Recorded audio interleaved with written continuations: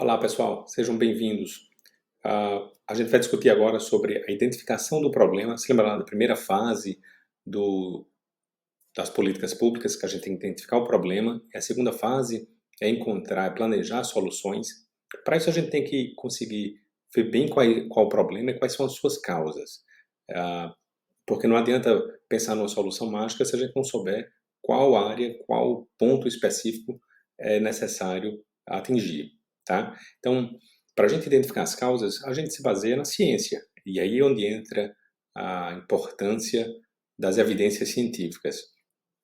Só que tem uma pegadinha aí, tem um ponto muito importante, que muitas vezes nós somos levados a erro por conta das correlações, tá? Então vamos lá, é um pouco mais técnico esse vídeo, mas vamos passar nesse ponto.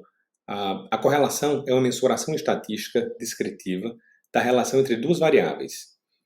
Por exemplo, se eu tomar um remédio e eu melhorar depois, as duas variáveis andaram juntos. As pessoas andando com guarda-chuva nas ruas e a existência de chuva, essas duas variáveis andam juntas. A existência de uso obrigatório de cintos de segurança e a redução de mortes na estrada. Também são duas variáveis que andam juntas. Há uma correlação entre as duas. Então, quando a gente olha para os dados, é possível que os dados não apresentem nenhuma correlação, tá vendo? São pontos altamente espalhados. Elas podem apresentar correlação positiva, a gente pode traçar uma reta aqui, uma reta aqui. A diferença entre o primeiro e o segundo gráfico é que nesse primeiro caso, a correlação é maior, e no segundo caso a correlação é menor. A gente vê que há uma dispersão maior dos dados. E nesses últimos as correlações são negativas. Do mesmo jeito, a primeira há uma maior correlação negativa e na segunda há uma menor correlação negativa. E o que é que isso diz? O que é que essa correlação nos fala em termos científicos? Ela mostra a relação de duas variáveis, o que é muito importante, mas muitas vezes ela nos conduz a erro. A gente vê duas variáveis andando juntas e pensa e deduz que há uma relação de causa e efeito, o que nem sempre é verdade. Só para ilustrar essa falta de relação com a verdade, trouxe aqui dois exemplos icônicos, engraçados, que são cegonhas trazem bebês. Um estatístico dinamarquês analisou a quantidade de cegonhas na cidade de Oldenburg, e a população, o crescimento da população.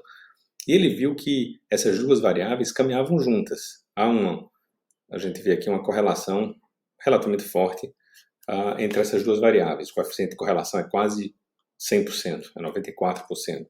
Mas isso significa que esses dois dados andam juntos? Não.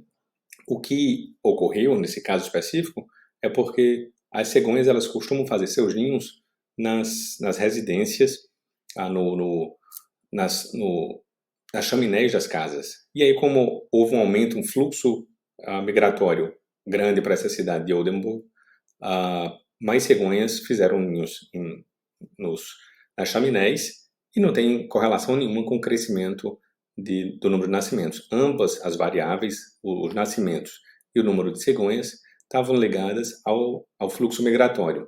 Tá? Então, se a gente olha somente essas duas variáveis, a gente é induzido a erro. E esse não é o único exemplo. Temos muitos outros exemplos, e esse caso aqui que eu vou trazer é para mostrar que são variáveis que às vezes não têm relação nenhuma. Por exemplo, o número de pessoas que se afogam caindo na piscina e filmes estrelados por Nicolas Cage. Os filmes estrelados por Nicolas Cage estão elencados nessa linha preta, com esse eixo aqui, enquanto que o número de afogamentos está em vermelho, com esse outro eixo daqui. A gente vê que há uma correlação bem próxima entre entre as duas variáveis, mas não há relação nenhuma. Isso significa que sempre que analisarmos, sempre que virmos uma correlação, duas variáveis andando juntas, é importante que tomemos cuidado para não ter uma precipitação e ver e supor que há uma causalidade, há uma relação de causa e efeito. Então, se houve um aumento sei lá, um ente público decide construir mais escolas e houve também uma melhora na educação. Isso não significa necessariamente que a maior quantidade de escolas ou fez com que a educação melhorasse. A gente tem que fazer um experimento, a gente tem que comparar com outras situações para saber qual seria o resultado se não tivesse tido aquela quantidade de escolas. No caso da quantidade de escolas, pode parecer mais difícil de visualizar isso. Mas imaginemos um caso em que o município decide criar um programa de incentivo à formação técnica. E depois, e além disso, há uma redução ao longo do tempo do desemprego. É fácil supor que essa redução do desemprego foi por conta dos cursos técnicos, mas a gente não tem essa certeza. O desemprego poderia reduzir por outras formas. Para que nós tenhamos a certeza, é necessário fazer outros tipos de estudo e se basear nesses estudos, tá? E aí existe uma frase célebre, uma frase muito famosa da estatística, que é: correlação não implica causalidade. A causalidade é uma relação de causa e efeito. Óbvio que toda causalidade é decorrente de alguma correlação, mas não é o inverso. Então, esse exemplo aqui, se a pessoa dá um tiro, esse tiro pode levar à morte. Então, é possível que haja uma correlação, sempre há uma correlação entre essas duas variáveis, mas não necessariamente há uma relação de causa e efeito. Nem todo tiro leva à morte, existem outros tipos de morte, poderiam ser duas variáveis distintas. Então, é importante a gente não ser conduzido a erro quando a gente olha a relação. Nesse caso aqui, um tiro na cabeça, por exemplo, leva à morte. A gente pode dizer que sem aquele tiro, a pessoa não teria morrido. A relação de causa e efeito é isso. Mas como a gente identifica a causa e efeito? Como no filme Matrix, Neo escolheu a pílula vermelha, mas como teria sido se ele tivesse escolhido a azul? Como a gente identifica? A gente não tem como voltar no tempo, é impossível ter o resultado para aquela pessoa especificamente. Como eu falei no caso do remédio e da dor de cabeça, eu não tenho como saber se eu teria melhorado da dor de cabeça apenas me deitando sem tomar o remédio. Porque se eu tomei o remédio, eu já tomei o remédio, eu não tenho essa realidade paralela para confrontar. Por isso que os grandes estudos, para a gente conseguir analisar em ciência, a gente tem que se utilizar o mecanismo ouro, a ferramenta ótima que temos atualmente é o que se chama de RCT, que é Randomized Controlled Trial. É um estudo clínico randomizado, um estudo clínico aleatório. Como é que a gente faz isso? A gente pega a população inteira envolvida, pega uma amostra dessa população, uma amostra significativa, separa em dois grupos. E os dois grupos eles têm que ser o mais próximo um do outro, tem que ser homogêneos. A gente pode separar qualquer um dos grupos sem que haja uma prevalência de nenhum subgrupo especificamente. Então, é um requisito que eles sejam homogêneos.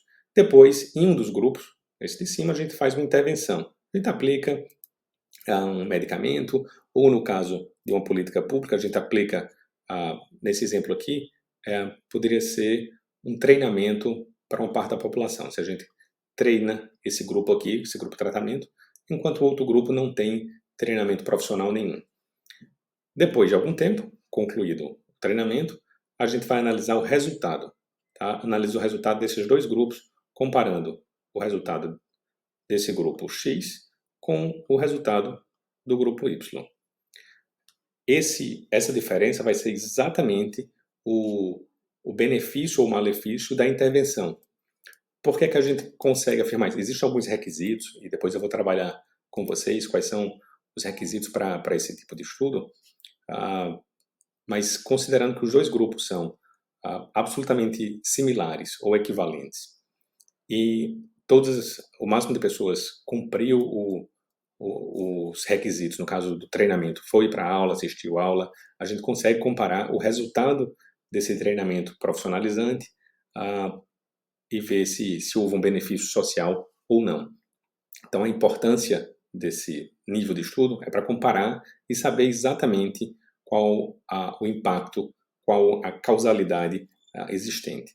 No caso não seja possível realizar um tratamento, uma pesquisa nesse nível, existem outras formas de inferir causalidade, de analisar qual seria o resultado se o agente tivesse tomado outro caminho.